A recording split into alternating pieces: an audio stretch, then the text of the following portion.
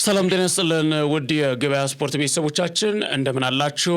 ሐምሌ 4 ቀን 2018 ዓ.ም ዕለተ ቅዳሜ አመሻሽ ላይ ነው የምንገኘው። ቤተሰቦቻችን እነሆ ገበያ ስፖርት እንደተለመደው በርከት ያሉ ስፖርታዊ ጉዳዮችን ይዞ ወደ እናንተ ለማድረስ ዝግጅቱን ጨርሶ ቀርቧል። በዚህም እንግዲህ በሚኖረን ቀጣይ 3 ደቂቃዎች በርካታ ጉዳዮችን እየዳሰስን ከሀገራችን ተነስተን እስከ ዓለም አቀፍ ድረስ እንደዚሁም ደግሞ ዓለም ዋንጫን በደንብ የምንዳስበት አጋጣሚም አለ። እንዲሁም የሌሊቱ ጨዋታዎች አሉ።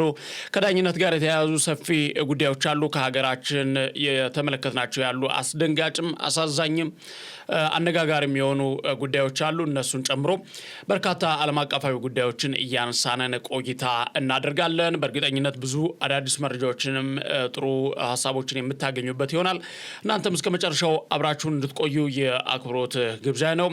ፕሮግራሙን እየመራንን የመኮንን አልማውና ሮቤል አብርሃም መረጃዎችን ወደ እናንተ እያደረስን ቆይታ እናደርጋለን። እንደዚሁም ደግሞ ካሜራውን ተመስገን አብርሃም እንደዚሁም ደግሞ ድምጹን አማኑኤል ሮቤ እየተቆጣጠረው ከእናንተ ጋር ቆይታ እናደርጋለን። እናንተም ከኛ ጋር እስከ መጨረሻው ቆይታ እንድታደርጉ ለቤቱ አዲስ የሆናችሁ ሰብስክራይብ እንዲሁም ላይክ ሼር እያደረጋችሁ አብራችሁ እንድትቆዩ የአክብሮት ግብዣችን ነው።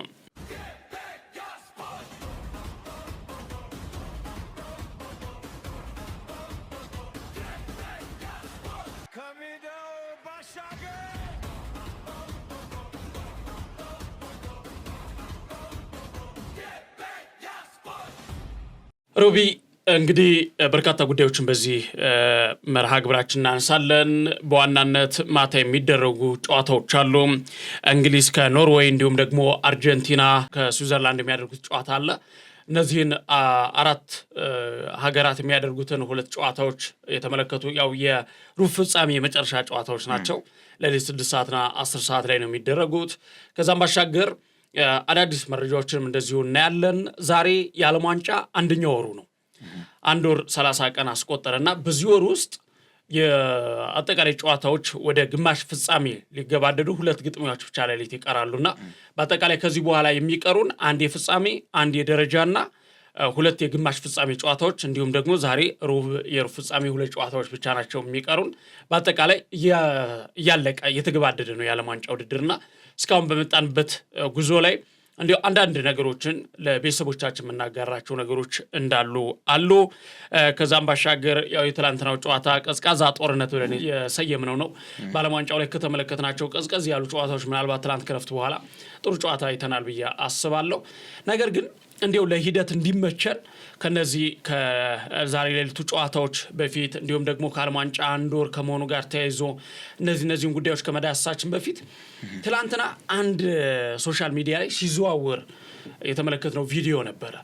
በጣም ሰቅጣጭ የሆነ ቪዲዮ፣ አሳዛኝ የሆነ ቪዲዮ፣ አሁንስ የት ነን የምንልበት ቪዲዮ፣ ራሳችን የምንጠይቅበት፣ ለእግር ኳሳችን የት ደረሰ ምንድነው ችግሩ ለሚባሉ ነገሮች የትም ንቅንቅ እንዳላላና እንደገና ወደ ኋላ አሁንም እየተመለስ እንደሆነ የሚያስረዳ እንዲሁም ደግሞ ብዙ ጥያቄዎችን የምናነሳበትን ቪዲዮ እየተመለከትን ነበርና ይሄ ደግሞ ከዳኝነቱ ጋር የተያያዙ ናቸው። ከዚህ በፊት እንደ አፍሪካም እንደ ሀገራችን ነው የምናወራው። ስፖርቱን ለማሻሻል እግር ኳሱን ለማሻሻል ብዙ ትኩረት ተሰጥቶት እየተሰራ ነው እየተባለ ብዙ ጊዜ ሲነገረን እንሰማለን።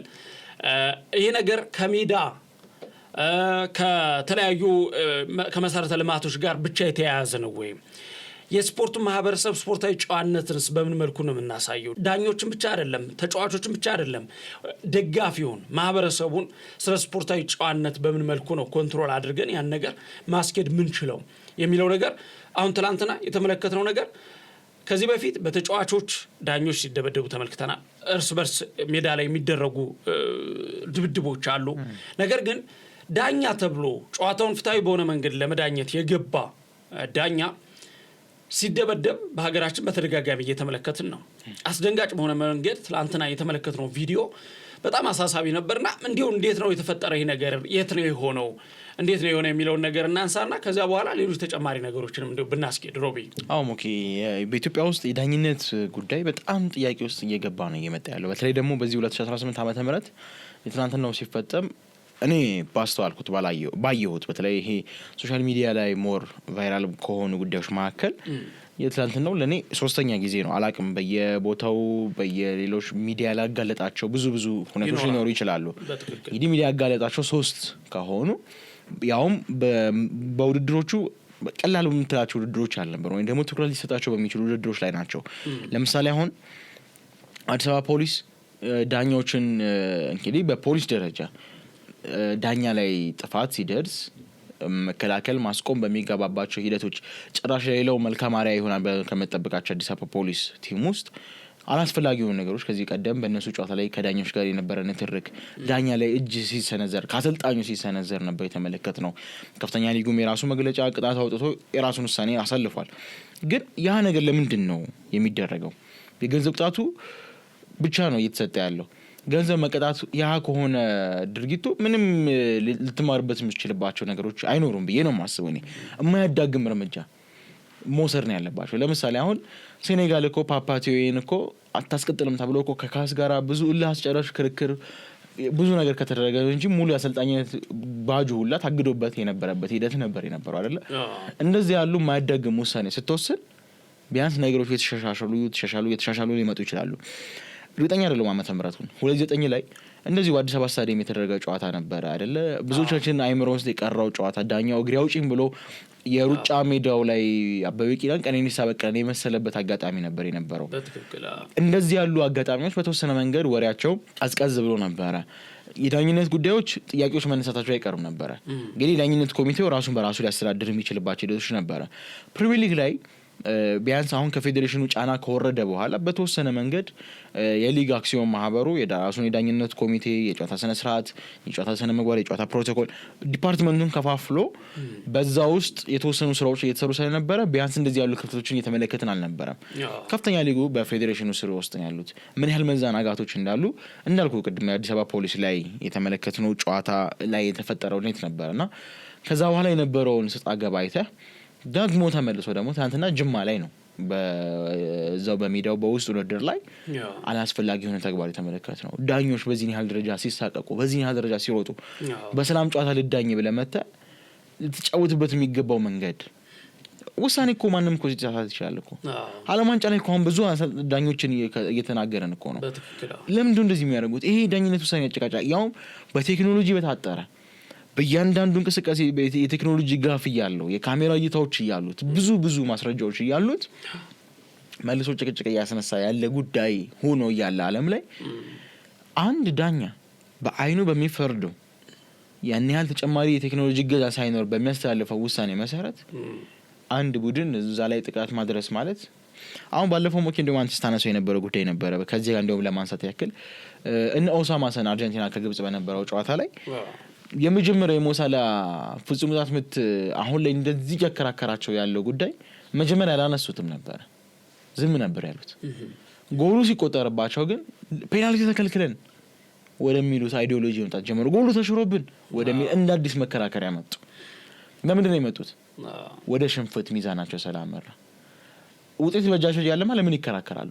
አሁን የትኛውም ቡድን ከጊዜ ወደ ጊዜ እየተመለከትከው ከሆነ ኦኬ አሸናፊው ቡድን ዳኛው ለነሱ እየተበደሉም ቢሆን እንደ ቱሄል አይነት ካልሆነ በስተቀር ሊያነሳልህ የሚችል የለም። ቶማስ ቱሄል ምናልባት ሜክሲኮ እንግሊዝ ሜክሲኮን አሸንፋ ካለፈች በኋላ የተነሳ ቅሬታ ከተለመደው ውጭ ነው።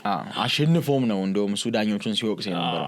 ብዙ ጊዜ ግን አሸናፊዎች ዳኛው ቢበድላቸውም ስለ ዳኛው ከማንሳት ይልቅ ድላቸውን ማጣጣም ነው የሚፈልጉት። ተሸናፊው ደግሞ በአንጻሩ የተሸነፈበት መንገዱ እንዲሁም ዳኝነቱ ለተቃራኒ ቡድን ላግዘው ቢሆን አንዱን ሲል ስህተት ያወጣና ይሄ እንደዚህ ባይሆን ኖሮ እንደዚህ አንሆንም ነበር የሚላል። ይሄ ሰውኛ ባህሪ ነው።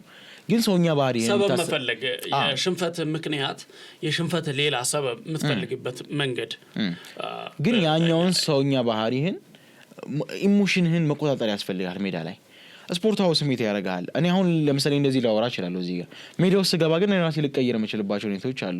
አታውቀውም ሜዳው ስትገባ ሊይዝህ የሚችለው ስሜት አለሸነፍ ባይነት ብዙ ነገር በደንብ ሊገባብህ ይችላል። ግን ያ እንዳለ ሆኖ ኦኬ ዳኛ መደብደብ ብዬ አላስብም። እኔ አላስብም ብቻ ሳይሆን ሮቢ አንድ ማመን ያለብን መቀበል ያለብን ነገር አለ። የሰው ልጅ ከስህተት ብረት ከዝገት አያመልጥም ይባላል በሀገሬው አባባልና እነዚህ ነገሮች ዳኛን ይጨምራል። አሁን ዳኛ እኮ እንዳልከው ነው አንተ አሁን የዓለም ዋንጫ ላይ በስንት ቴክኖሎጂ የታጀቡ ዳኞች በስንት ነገር ኳሷ ላይ ሳይቀር ስንት ቴክኖሎጂ የተገጠመላት ኳሷ ሳይቀር መልእክት የምታስተላልፍበትን የዳኝነት ስርዓት በጣም የተጠበበ የረቀቀ የዳኝነት ስርዓት ላይ ምናያቸው ናቸው። በጣም ብዙ ስህተቶች ማንሳት እንችላለን። ከዛ በኋላ እኮ ስንት ፒጂኤም ኦይል ይቅርታ ሲጠይቁ ተመክተናል እና አርቺቭ ቫር ከዛ በኋላ ይፋይ መግለጫቸው ሲጠጡና እያየን ነው። እነ ኮሊና ይሄ የተፈጠረው በዚህ ነው ይሄ ከእንደዚህ አንግል ተረድቶ ነው የቋንቋ ልዩነት እንደዚህ ተፈጥሮ ያለ መግባባት እንደዚህ የሳይ ምልክት ጠፍቶ ብዙ ሰበብ ደርድረው እኮ ይቅርታ የሚጠይቁ ነገር አለ። በትክክል በዚህ በሀገራችን ጨዋታም ምንም ቴክኖሎጂ በሌለበት በቂ የዳኝነት ስልጣና በማያገኙበት ሙያዊ ስልጣናው አሁን እያደግን ነው። እኛ ገና በማደግ ላይ ያለንን ያደጉትን ለመድረስ ገና በዚህ ሁኔታ ብዙ አመታቱ የሚፈጅብን ገና ታች ላይ ያለን ሰዎች ነን። ቴክኖሎጂ የታገዘ ዳኝነት ጉዳይ የለንም። ዳኞች በማወቅም በማወቅም ውስጥ ሆነው ስህተቶችን ይሰራሉ።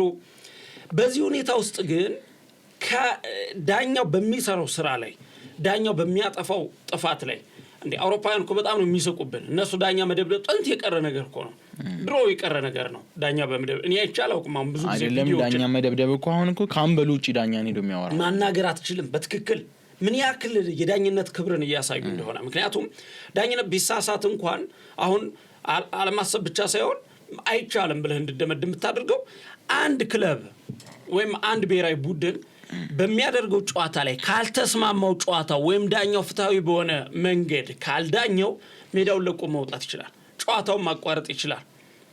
ወይም ደግሞ እዚያው ላይ አቤቱታው ማቅረብ ይችላል። ጨዋታው ከተጠናቀቀ በኋላ በደብዳቤ መግለጽ ይችላል። እኛ እኮ ፎርፌ ተመልክተን እናውቃለን። ከዚህ በፊት ብዙ ነገሮችን ውሳኔዎችን ልናይ እንችላለን። ሀገራችን ላይ እንደዚህ አይነት ፍትሃዊ ነገሮች የሚሰፍኑበት በቂ የሆነ አገልግሎት የለም። አንድ ነገር ሊሆን ይችላል። ዳኛ መደብደብ ግን በምንም መንገድ መፍትሄ ሊሆን አይችልም። አይተህ ከሆነ ከተጫዋቾች እስከ ደጋፊዎች ነው። ደጋፊ ከስቴዲየም ወጥቶ ሄዶ እስከ መደብደብ ድረስ ዳኛን እስከ ማሯሯጥ ትላንትና አትሌቶችን ያስነቃሉ እኮ እንዴ። ክብር የሚባል ነገር አለ። እኔ ሮቢ አሁን በዚህ ጨዋታ ላይ የዳኞች መደብደብ ብቻ አይደለም የዳኛው አለ መደብደብ ይሁን ተው አይደብደብ ሩጦ ማምለጥ ወንድ ልጅ ሲሮጥ አስበዋል። የእውነት ነው ማለት እግዚአብሔር ደሞ ሞኬ የሮጠበት መንገድ የሆነ ምናልባት ቪዲዮን በፉቴጅ ላይ መመልከት ይችላል ቤተሰቦቻችን። ውሃውን ይዘለለበት መንገድ ተመልክተው ከሆነ ሜዳው ላይ ያቆረ ውሃ ነገር ነበርና ሞኬ አንዳንዴ የሆነ አድሬናል ካልተሳሳትኩኝ አድሬናል ፓወር አለ የሆነ የሚመነጭ ሆርሞን አለ ልክ ስደነግጥ ነው ውሻ ሲያባረር የሆነ ነገር ምናምን ነገር በቃ እንደዚህ አይነት ስሜት ዘሎት የሄደበት መንገድ ከዛ በኋላ እግሩ እንደውም የተወሰነ ነገር ገብቷል ወደ ውሃው ውስጥ ግን የታወቀው ነገር የለም። የታወቀውም ነገር የለም። ራሱ ማዳኑ ራሱ ማትረፉ ብቻ ነው። እንዳልኩ ከዚህ ቀደም የነበረውን የአዲስ አበባ ስታዲየም ሆነት አትሌቶችን የሚያስነቅ ሩጫ ነበረ።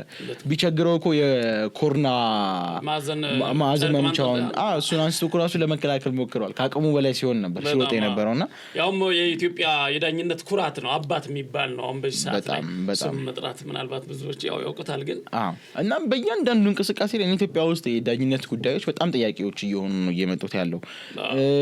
ከዚህ ቀደም በነበረው ሂደት ላይ ዳኞችን ክብብ አድርገው የማናገር ሂደት፣ ዳኞችን መወከው፣ ዳኞችን ውሳኔ ማዛባት አንዳንዴ እርግጥ ነው አሁን ለምሳሌ ትልልቅ የደርቢ ጨዋታዎች ሲሆኑ በመላው ዓለም እንደምናውቀው በቃ የሆነ ቡድን የሆነ ነገር ጥፋት ሲፈጠር ደጋፊው አንተ ላይ የሆነ ጩኸትን ሲያሰማ በተወሰነ መንገድ ቆይ ያደረኩት ያለውን ነገር ምንድነው ጨዋታውን ለማመጣጠን ማድረግ ያለበት ዳኛው እዛው ጨዋታ ላይ ሆኖ ሊያስበው የሚችለው ጫናውስ ይኖራል። ከዛ በኋላ ለሚወስናቸው ውሳኔዎች ምን አይነት ጥያቄዎች ሊነሱብኝ ይችላል የሚለውን ነገር ትናንትና አሁን የትናንትናውን ጨዋታ ብናነሳው ማይክ ኦሊቨር እያንዳንዱን ውሳኔዎች ላይ አንዳንዴ በቃ ያስቆመዋል ብለህ የምትጠብቃቸው ጨዋታ ላይ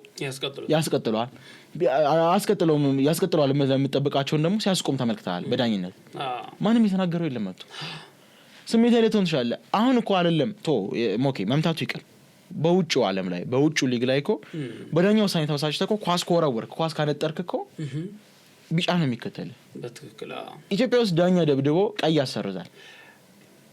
እነዛ ለምንድን ነው እየሆነ ያለው? ይሄን ካነሳ ነው ርዕሱ በጣም ሰፋ ስለሆነ ይሄን እንደ ቁጭት እንደ ንዴት ነው እንደ በቃ የተሰማነን። እኔ በእውነት ነው የምልህ ምን ተሰማኝ መሰለህ ሮቢ፣ እኔ አንድ ወንድ ልጅ ምንድነው መሰለህ የሚባል አለ አባቶቻችን ወደ ጦር ግንባር ሲሄዱ የሚናገሩት ነገር አለ። ኢትዮጵያውያን በነጻነት ከምንም የኢትዮጵያ ወታደሮች ጀግኖች የኢትዮጵያ ታሪካዊ ሰዎች ኢትዮጵያን በዚህ ደረጃ ያደረሱበት መንገድ አንድ አባባል አላቸው።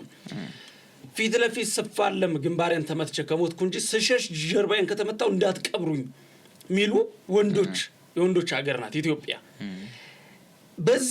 በዚህች የጀግና ሀገር ውስጥ ወንድ ሆኖ ተወልዶ እውነቴን ነው የምልህ መሳሪያ ባልያዘ ሰው ሜዳ ላይ ሊደበድበው መጥቶ ሩጦ ሲያመልጥ ያንን ቤተሰብ ያያል፣ ጓደኞች ያያሉ፣ ልጆች ያያሉ ያን ቪዲዮ።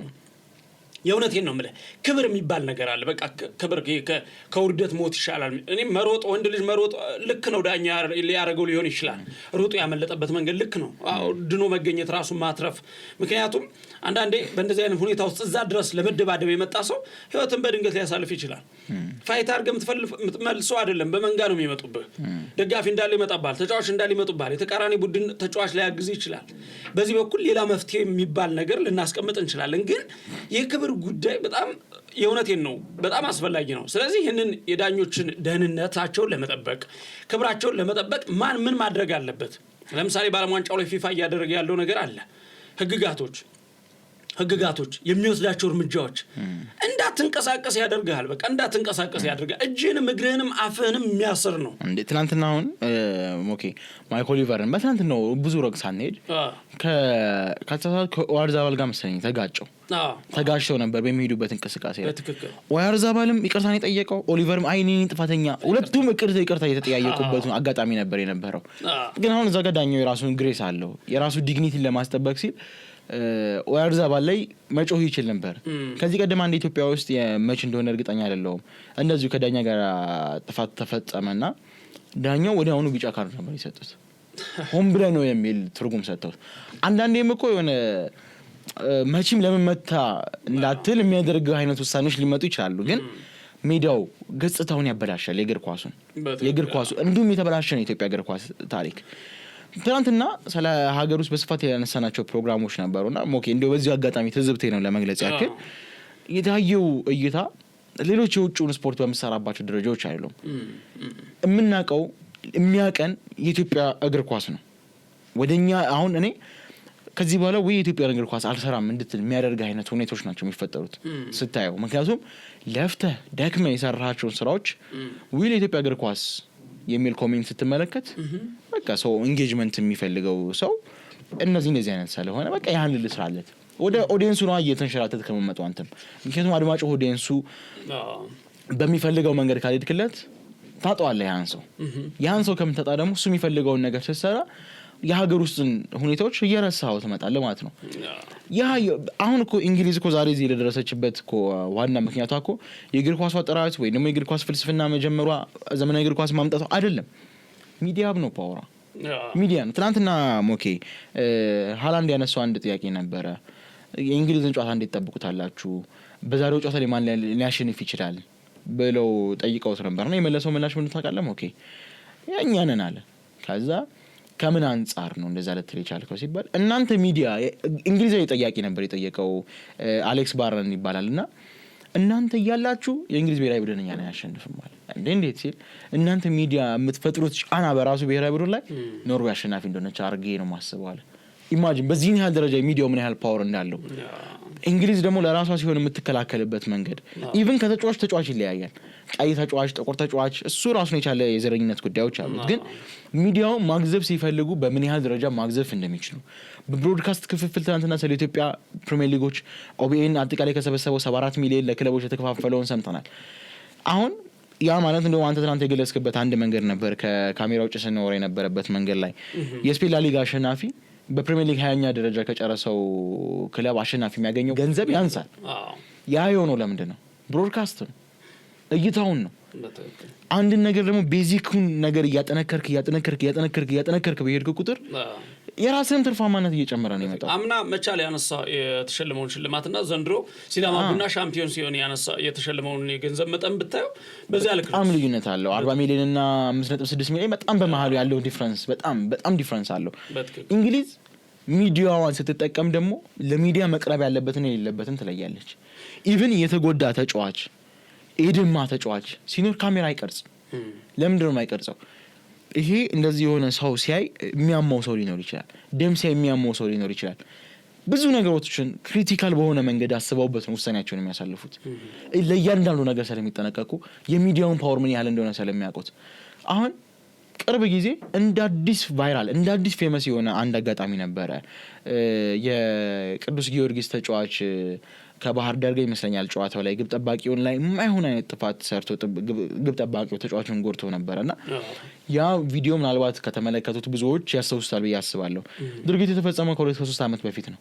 ግን እንደ አዲስ ሚዲያ ላይ ሲለቀቅ ቫይራል ሆኖ የት ሊግ ነው ኢትዮጵያ ሊግ የት ሊግ ነው ኢትዮጵያ ሊግ እንደ አዲስ አጀንዳ የውጭ ሚዲያዎቹ ሲቀባበሉት የነበረው በትዊተር በየትልልቅ ሚዲያዎች ሲለቀቅ የነበረው እንደ አዲስ አጀንዳ ሆኖ የ3 ዓመቱ ታሪክ የሚዲያን ፓወር ይሄ ነው የምትመለከተው። ዳኛ ሲደበድብ ስታይ እንደዚህ ያለ ሚዲያ ላይ ኢትዮጵያ ሊግ እንዲሁም ህዝቡ ጠልቶታል። የኢትዮጵያ ነገር ኳስ እንደዚህ እየሆነ አይደለም። ቦሪንግ የሆነ ጌም ነው። ከአቻ የማይዘል ነው። ጎሎች ቢቆጠሩ 1 ጎል ነው። በዚህ በፕሪሚየር ሊግ በኢትዮጵያ ዘንድሮ በተከናወነ መርሃ ግብር ላይ ቆም ከአንድ ሳምንት ውስጥ 10 ጨዋታዎች ይደረጋሉ። 10 ጨዋታዎች ላይ የተቆጠረው ጎል 9 ጎል ነው ብለህ ታምነኛለህ? አብዛኛው 0-0 እና አንዳቻ ተጠናቀቁ ነው። ቢጠላውም አይገርምም ትላለህ ያ ሰው። አሁን ያንን ሲመለከቱ ጭራሽ ደግሞ ዳኛ ደበደበ ሲባል ወይ ኢትዮጵያ ሀገር ኳስ እኮ ለምን ተስፋ አይቆርጡበትም? ለምን ገንዘቡ ለድሃ አይሰጥም? በጣም ብዙ ኢንቨስት የሚደረግባቸው አሉ።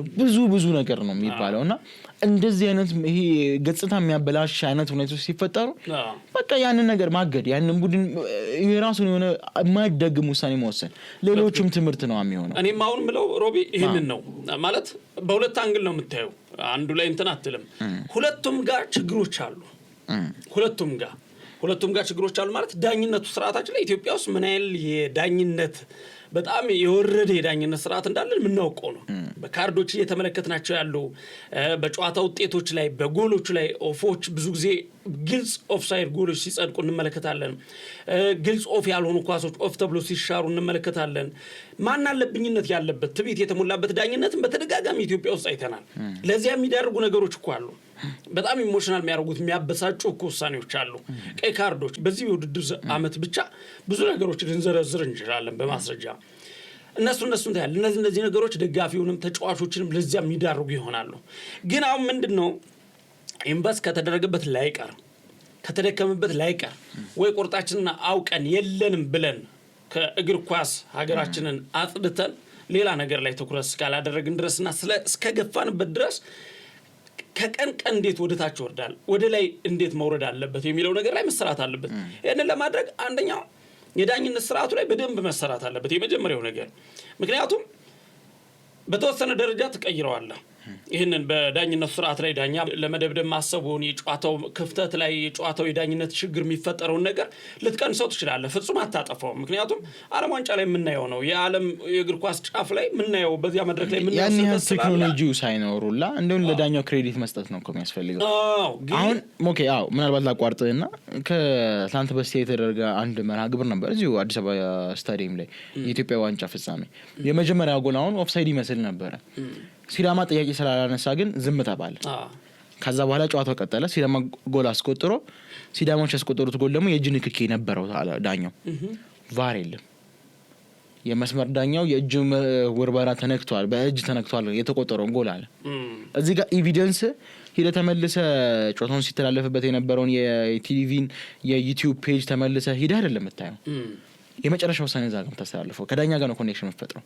ተነክቷል በእጅ አለ አልነካውም ማለት የምታምነው አይንህን ነው የሱን ቃል ነው። ቫር ቢኖር እሰየው የለም ብሎ ተናገረ። አሁን ያ እንደዛ ሲል እንደ አዲስ ወደ ኋላ ምን ተመለሰ? የመጀመሪያው ጎል ኦፍሳይድ ነበር። አዲስ ጭቅጭቅ፣ አዲስ አጀንዳ። ግን እግዚአብሔር ይስጣቸው ወልዋሎች 99ኛ ደቂቃ ላይ ጎል አስቆጥረው በዛው 2-0 ነገሩን ገደሉት። ግን እንደ አዲስ አጀንዳ መሆን የሚችልባቸው ሁኔታዎች የነበረበት ሂደት ነውና ቪዲዮዎች ደግሞ ሌላ ማስረጃ እየሆኑ አሁን እየወጡ በቀጥታ መታየቱ ራሱ አንድ ሌላ ጉዱን በጣም እየዘረገፈው ያለው ጉዳይ እሱ ነው። እንደ አጠቃላይ ግን ይህንን የሀገራችንን ከዚህ ከጨዋታ ጋር ከስፖርታዊ ጨዋነት ጋር ተያይዞ እየመጡ ያሉ ክፍተቶችን ስህተቶች እንዳሉ ሊኖሩ ይችላሉ። ጥፋቶች ሁሉ ነገሩ ዓለም ዋንጫም ላይ የምናየው ነገር ስለሆነ ሊኖር ይችላል። ግን በዚህ ደረጃ ክፍተት ወጥቶ ቫይራሉ ነው አፍሪካ ኢትዮጵያ የምንባልበት ጉድ ግን እንዳይኖር አሁንም በደንብ መሰራት አለበት ብዬ አምናለሁ። ዳኞች ላይ በደንብ መሰራት አለበት። እንደገና ደግሞ ደጋፊዎችና የተጫዋቾች የስፖርታዊ ጨዋነት እና ነገሮችን ከድብድብና ሌላ ከአካላዊ ጥቃቶች ውጭ በሆነ መንገድ ሌላ ፍትሃዊነትን ማስፈን የሚቻልበትን መንገድ አማራጭ መጠቀም እኔ በእውነት አሳፋሪ ነው በጣም። ዳኝነቱ ላይም ተመሳሳይ አሳፋሪ ነገሮች አሉ። ግን እንደዚህ አይነት አሳፋሪ ነገሮች ደግሞ የበለጠ ከዳኝነት ስህተቱ በላይ አሳፋሪ የሆነው ነገር ደግሞ ያንን ዳኛ ለመደብደብ የሚገባበት መንገድ ነውና ይሄ በጣም አሳዛኝ ነው። ሊታሰብበትና የሚመለከተው አካልም መፍትሄ ሊያደርግበት የሚገባ ነው። ለዳኞች ከለላ ሊሰጥ ይገባል። በምንም አለ በምን የዳኞች የራሱን የቻለ መቅጫ ህግ ይኖራቸዋል። ራሱን የቻለ ያን ነገር ኮንትሮል የሚያደርጉበት መንገድ አላቸው። ያ በዚያ መንገድ ይቀጣል። ነገር ግን አሁን የደህንነት ጉዳይ ይበልጣል። ከምንም በላይ ከ3 ነጥብ በላይ ከድልና ከሽንፈት በላይ የደህንነት ጉዳይ ይበልጣልና ዳኞች በጥሩ ሁኔታ ከለላ ሊደረግላቸው ይገባል ብዬ አስባለሁ። ቤተሰቦቻችን በዚህ ጉዳይ ላይ ምናልባት የእናንተንም ሀሳብ አስተያየት ስጡበት። የታዘባችሁትን ነገር በሀገራችን ላይ ያለውን የዳኝነት ሁኔታ፣ የስፖርታዊ ጨዋነት ሁኔታ እንዲሁም ደግሞ እንደዚህ አይነት ክስተቶችን የታዘባችሁበትን መንገድ መልእክቶቻችሁን አጋሩን። በዚሁ ወደ ሌላ መረጃችን ነው የምንሸጋገረው።